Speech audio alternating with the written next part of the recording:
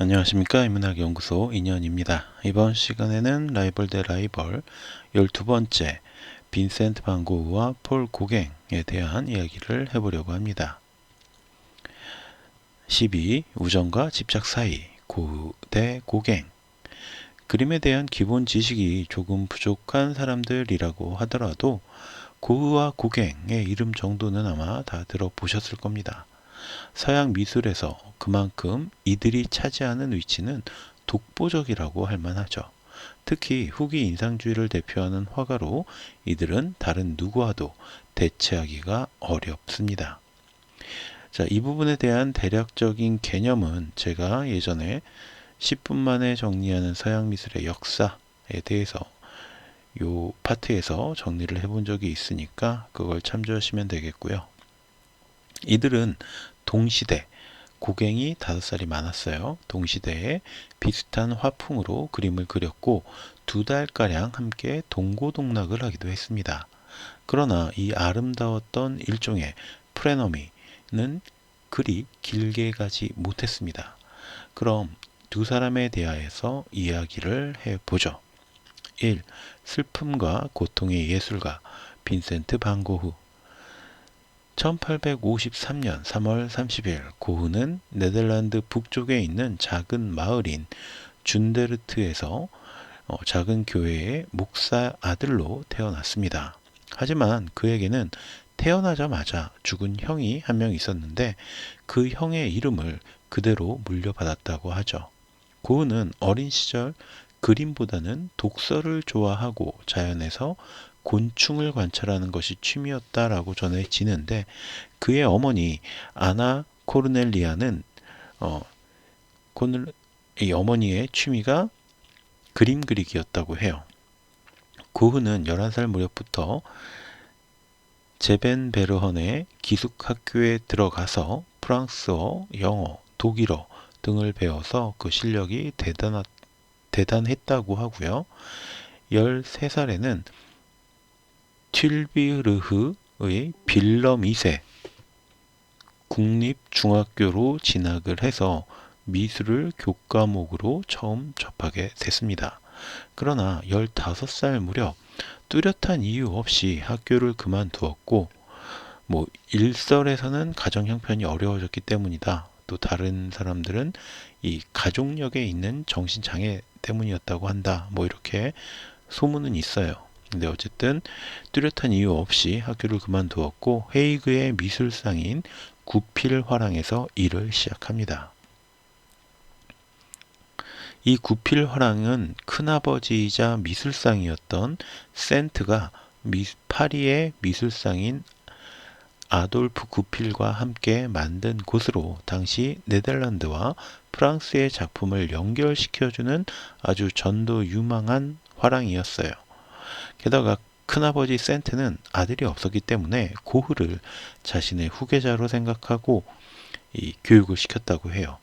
그러나 이때부터 미술에 대한 관점이 확고했던 고흐는 손님들과 자주 논쟁을 벌이기도 했고 특히 런던에 파견 가서 보았던 가난한 노동자들의 모습을 보면서 미술 자체에 대한 회의로 인해서 구필화랑을 그만두게 되었습니다. 그는 가난한 사람들을 향한 활동에 관심을 가졌고 아버지처럼 목회자의 길을 걷기로 했죠. 그리고 영국 감리회 소속 토머스 슬레이드 존스 목사의 보조 목사로 일을 하기 시작했는데 다시 한번 조울증 증상으로 인해서 이 보조 목사 일도 포기하게 됐죠. 이후 이번에는 전도사 훈련을 받으러 벨기에의 탄관촌 마을이었던 보리나주로 간 고흐는 그곳에서 가난하고 비참한 생활을 몸소 체험하면서 열심히 전도를 했지만 교회에서 나온 감찰관은 그의 상태가 정상적이지 않다라고 판단을 해서 전도사로서 부적격하다라는 보고를 올리게 됩니다. 결국 고흐는 미술을 시작해보라는 동생 테오의 권유를 받아들이고 1880년 10월 27살의 나이에 보리나주를 떠나 브뤼셀로 향하게 됐습니다. 당시 미술계에는 인상주의가 자리 잡고 있었지만 뒤늦게 미술에 뛰어든 고흐는 이 인상주의를 정통이 아닌 독학으로 접하게 됐죠. 고흐의 외사촌이자 화가였던 안톤 모베에게 몇 년간 그림을 지도받기도 했지만 그의 예민한 성격으로 인해서 자주 갈등을 겪기도 했습니다. 그래도 그림에 점차 재능을 보이던 시절 고흐 특유의 비정상적인 애정이 문제가 됐습니다. 외모도 뛰어나지 않은 데다가 매춘부에 아이까지 있었던 시엔이란 여성과 사랑에 빠진 거죠. 시엔은 당시 임신까지 한 상태였습니다. 당연히 고흐의 집에서는 난리가 났고 고흐는 특히 아버지와 극심한 갈등을 겪으며 시엔과 이별하게 됩니다. 이후 방황을 시작한 고흐는 드렌테 남부의 호헤벤을 거쳐서 니암스테르담까지 이동을 했고요. 이후 가족들이 살고 있는 뇌넨으로 가서 가족들과 함께 생활을 시작합니다. 문제는 이때 그곳의 노처녀였던 마르호트 베흐만이 고흐에게 빠져버린 겁니다. 그러나 고흐 본인도 베흐만에게 별 관심이 없었고 베흐만의 가족들도 고흐와 베흐만의 결합을 원치 않았습니다. 그러자 베흐만은 독을 마시고 발작을 일으키는 지경까지 되었고 결국 고흐는 뇌넨을 떠나서 아인트호벤으로 향하게 됐죠. 1885년 3월 26일 아버지가 사망하자 고흐는 뇌넨으로 돌아갔다가 벨기에의 안트베르펜을 거쳐서 프랑스의 시골 마을인 아를레에 정착을 합니다. 이 시기에 그는 꽤 많은 그림을 그리게 되는데 서민들의 가난한 삶을 어두운 색조로 그리던 이 고흐가 차츰 그림색도 밝아지고 대담한 색과 가는 선, 점 모양의 특징을 지닌 분놀림을 많이 이용해서 그리기 시작했습니다. 고흐의 물질적인 지주였던 동생 테오는 처음에는 고흐의 빈자리로 들어갔던 미술상으로 활약을 하다가 점차 자신의 자리를 잡았고 고흐를 끊임없이 지원을 해줬습니다. 그리고 이런 물질적 도움으로 고흐는 아르에서 화가들의 공동체를 만들기 위한 꿈을 꾸게 됩니다. 고흐는 아는 화가들에게 편지를 써서 보냈고 화가 공동체를 만들자라고 제안을 했지만 모두 거절했어요. 오직 경제적으로 굉장히 어려움을 겪고 있었던 폴 고갱만이 그의 제안을 수락합니다. 그리고 이것이 두 사람의 만남이었죠. 이 문명 세계를 혐오했던 외젠 앙리 폴 고갱. 폴 고갱은 1848년 6월 7일 프랑스 파리에서 신문사 정치부 기자였던 아버지의 아들로 태어납니다.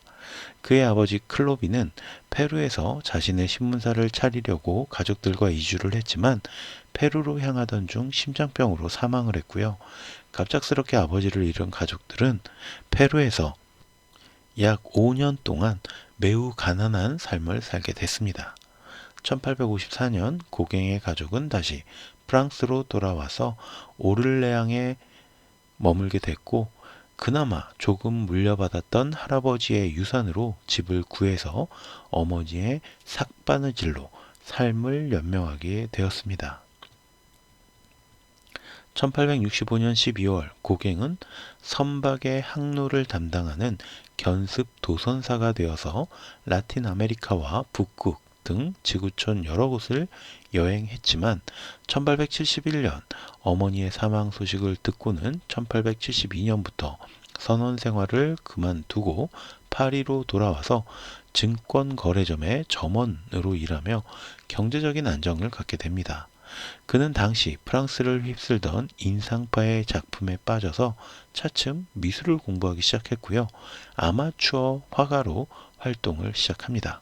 그리고 인상주의 운동의 대부로 손꼽히는 카미유 피사로와 에드가 드가의 인정을 받으며 1876년에는 처음으로 전시회의 작품을 출품하기도 해요. 그리고 1882년 프랑스 주식 시장이 붕괴가 되면서 수많은 실업자가 발생했고 주식 거래인이었던 그의 직업도 불안한 위치에 놓이게 됩니다. 그러자 고갱은 1883년 35살 나이에 증권 거래점을 그만두고 그림에 전념하기 시작했어요. 그리고 생활비가 저렴한 루앵으로 이사를 하죠. 그러나 화가로 살아가면서 생활이 어려워지게 되었고 아내와 사이마저 나빠졌으며 결국 처자식과 헤어져서 파리로 돌아왔고 그 이후 한동안 가족을 만날 수가 없었습니다. 1886년 6월 도시 생활에 지쳤던 고갱은 브르타뉴의 퐁타방으로 이사를 하는데 이때 점점 고갱 특유의 장식적인 화법을 완성하기 시작했어요. 그는 토속적인 토기류 도자기 제작에도 관심을 가졌는데 이 관심을 위해서 1887년 그는 화가 샤를 라발과 함께 지인의 소개로 운하 건설이 한창이었던 파나마를 거쳐 카브리헤의 마르티니크에서 6개월 정도 머물다가 파리로 돌아왔습니다. 그리고 파리에서 고흐, 로트네크 등을 알게 되었고 특히 고흐와의 우정을 바탕으로 고흐의 동생 테오가 후원하던 남프랑스의 아를의 노란집이라는 화실에서 같이 생활을 시작합니다. 3. 짧지만 강렬했던 공유생활. 노란색 벽 때문에 노란집이란 이름으로 유명했던 고흐의 집에서 함께 살게 된 고흐와 고갱은 약 2달 정도를 함께 생활했고요. 하지만 두 사람의 성격 차이와 그림에 대한 견해, 이게 굉장히 달랐다고 해요. 고흐는 밀레의 영향을 받아서 자연을 있는 그대로 그리는 것을 좋아했던 반면에 고갱은 기억에 의존해서 창의적으로 그리는 것을 선호했습니다. 이런 두 사람의 관점 차가 극명하게 드러난 것이 아를에서 고흐가 친하게 지낸 카페 여주인 진우의 초상화였습니다. 고흐가 그린 진우의 초상화는 인간 내면의 순간을 포착하려는 의도였던 반면에 고갱은 진우를 마치 남자를 유혹하는 창녀 같은 인상으로 그려냈죠. 그러나 두 사람의 갈등이 결정적으로 폭발한 그림은 바로 고갱이 그린 해바라기를 그리는 반고흐였습니다. 고흐의 그림에서 인물들은 거의 대부분 뚜렷한 눈동자를 보여주지만 고갱이 그린 고흐는 흐리멍덩한 모습으로 보였죠. 고흐는 고갱이 자신이 제정신이 아닌 거라고 조롱하기 위해서 그림을 그렸다라고 생각을 했고 결국 고흐는 술집에서 고갱과 술을 마시다가 술잔을 집어던지는 걸로 자신의 분노를 표출합니다. 그리고 마침내 1888년 12월 23일 고흐는 정신병 발작을 일으키면서 면도칼로 자신의 귀를 잘라버리게 되었죠. 고갱의 회고에 의하면 고흐가 면도칼을 들고 자신을 노려보면서 나타나서 자신을 찌르는 줄 알았지만 노려보기만 하고서는 나가버렸다고 합니다. 그리고 그 뒤에 귀를 잘라버린 걸로 보이고 잘라낸 귀를 가끔 만나는 사이였던 라셀이라는 창녀에게 건네주었고요. 그걸 보고 기겁한 라셀이 경찰에 신고를 했다고 합니다. 결국 고갱은 고흐의 집을 떠나게 되었지만 이 사건의 충격이 컸던지 파리로 돌아간 후에 귀에서 피를 흘리는 남자의 모습으로 도자기를 만들어내기도 했습니다. 고흐는 아를 시립병원에 입원을 했다가 이듬해인 1889년 1월 7일 퇴원을 했지만 물감이나 석유를 먹으려고 드는 발작 증세를 보이다가 2월경에 다시 입원을 했고요.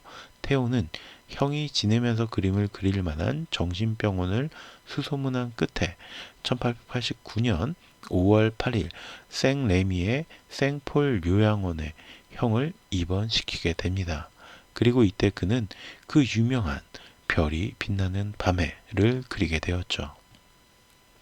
하지만 고흐는 생폴 요양원이 마음에 들지 않았던 것인지 자주 불만을 터뜨렸고 결국 1890년 5월 파리에서 가까운 작고 조용한 시골 마을 오베르시르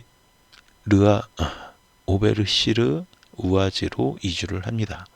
그곳에서 여러 다른 화가들과 교류를 하면서 의사 폴 가시에게 치료를 받던 고흐는 결국 1890년 7월 27일 쇠약해진 몸과 정신을 이겨내지 못하고 권총 자살을 시도하죠.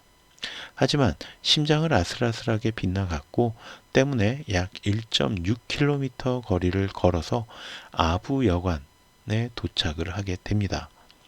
여관 사람들은 2명의 의사를 데려와서 총알을 빼냈고 다음날 동생 테오까지 만나서 난 왜 이렇게 잘하는 것이 없지? 스스로에게 총을 발사하는 것마저도 실패하다니 라는 대화를 주고받기까지 했지만 총알에 의한 감염으로 인해서 이틀 뒤에 사망을 합니다. 고갱은 브르타뉴로 돌아간 뒤에 황색의 그리스도를 비롯한 여러 작품을 완성했고 차츰 명성을 쌓아가기 시작합니다. 여전히 문명이 싫었던 그는 1891년 4월 어렵게 후원금을 얻어서 타히티로 향했고요. 약 2년 뒤에 다시 파리로 돌아옵니다. 문명은 싫었지만 향수병 역시 지독했던 고갱은 귀국한 해 첫 번째 개인전을 열어서 타히티 시절 그렸던 그림들을 선보이지만 반응은 별로 좋지 않았다고 합니다. 경제적인 지원을 해주던 반고흐 형제도 사망한 뒤였기 때문에 그의 형편은 더욱 어려워졌죠. 결국 그는 다시 타히티로 떠나기로 결심합니다. 1895년 6월 파리를 떠난 고갱은 9월 초에 다시 타히티 파페테에 도착했지만 문명을 혐오하던 그는 타히티에서 조용한 삶을 살지는 않았습니다. 생계를 위해서 그 지역 신문에 발표한 논설에는 중국인 이민자들을 향한 인종차별적인 독설이 가득했다고 해요. 게다가 그는 파리에서 겪은 우발적 폭력 사건에 휘말려서 입었던 골절상과 함께 젊은 시절 얻게 된 성병을 고치지 못해 몸이 이미 많이 망가진 상태였습니다. 1901년 고갱은 타히티를 떠나 거기보다는 상대적으로 덜 문명화된 마르키즈 제도의 히바오아 섬으로 거처를 옮겼지만 건강 악화로 한 달 넘게 병상에만 누워서 고생하다가 1903년 5월 8일 사망을 합니다. 같은 시기에 활동하며 후기 인상주의를 이끌었던 고흐와 고갱은 잠깐 동안 우정을 나누었지만 서로 다른 성향으로 심각한 갈등을 겪고 결별했고요. 결국 비슷한 고통과 아픔을 간직한 채로 사망하게 됩니다. 그러나 결국 사망 후에는 이 두 사람의 작품의 가치가 인정받았으니까 여전히 그들은 친구이자 적, 즉 프레너미의 대표 주자가 아닐까라는 생각이 듭니다. 자, 그럼 오늘 컨텐츠는 여기서 마치도록 하고요. 저는 다음 시간에 또 다른 컨텐츠로 여러분을 찾아뵙도록 하겠습니다. 오늘 제가 들려드린 이야기가 여러분께 흥미로웠다, 도움이 되었다 라고 생각을 하신다면 구독과 좋아요도 부탁드리겠습니다. 감사합니다.